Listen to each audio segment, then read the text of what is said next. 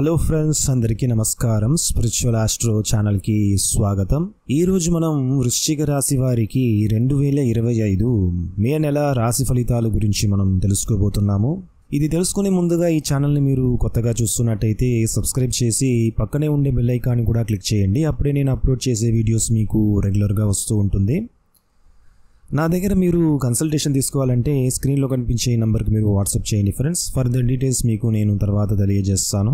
ముఖ్యంగా వృశ్చిక రాశి వారికి ఈ నెలలో కుజుడు నీచ స్థితిలో ఉంటాడు. కుజుడు నీచ స్థితిలో ఉండటం అంటే మానసిక అస్థిరత్వము అనేది ఉంటుంది.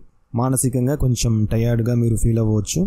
అయితే మీ యొక్క 6వ స్థానంలో సూర్యుడు ఉచ్చస్థితిలో ఉంటాడు మే నెల 15th వరకు. ఆ తర్వాత మీకు 7వ స్థానానికి సూర్యుడు గోచరిస్తాడు. ఇది కొన్ని విషయాలను ఇండికేట్ చేస్తుంది.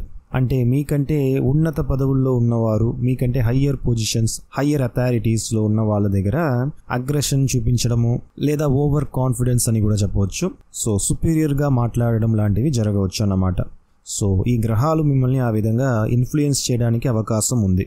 సూర్యుడు 6వ స్థానం నుంచి 7వ స్థానంలోకి గోచరించే ఈ సమయం మే నెలలో మీరు కొంచెం నిదానము, సహనము, ఓపిక ఉండడం చాలా ఇంపార్టెంట్. నిదానంగా ఉండడం మంచిది. మీకు గురువు వచ్చేసి 8వ స్థానానికి గోచరిస్తాడు మే నెల 15th తర్వాత. సో ఫినాన్షియల్ విషయాలలో కొంచెం జాగ్రత్తలు పాటించాలి. ఆర్థికంగా మీరు అనుకున్నంత జరగకపోవచ్చు. అంటే ఇది వచ్చేసి జనరల్ ప్రెడిక్షన్ మాత్రమే. ముఖ్యంగా లోన్ శాంక్షన్ అవ్వటము, లోన్ తీసుకోవడానికి ప్రయత్నిస్తే అందులో అడ్డంకులు రావటము, ఆలస్యం అవ్వడము. సో మొత్తానికి ఫినాన్షియల్ రిలేటెడ్గా అప్పు తీసుకోవటము, అప్పు ఇవ్వడము, ఇవంతా మీరు అవాయిడ్ చేయడం మంచిది. ఒకవేళ వీలు కాని పరిస్థితుల్లో కొన్ని రెమెడీస్ చేసుకోవటం మంచిదన్నమాట. సో రెమెడీస్ చేసుకోవటము, దాంతోపాటు ముందు జాగ్రత్తలు పాటించడము, మీకు వీలైనంత వరకే మీరు ఏదైనా చేయండి. మీకు వీలు కాని విషయాలు, మిమ్మల్ని మీరు నమ్మకుండా ఎదుటి వాళ్ళను నమ్మడము లాంటివి చేయకండి. ఇక మీకు 5వ స్థానంలో శుక్రుడు, శనైశ్చరుడు, 5మంలో శనీశ్వరుడు ఉండొచ్చు.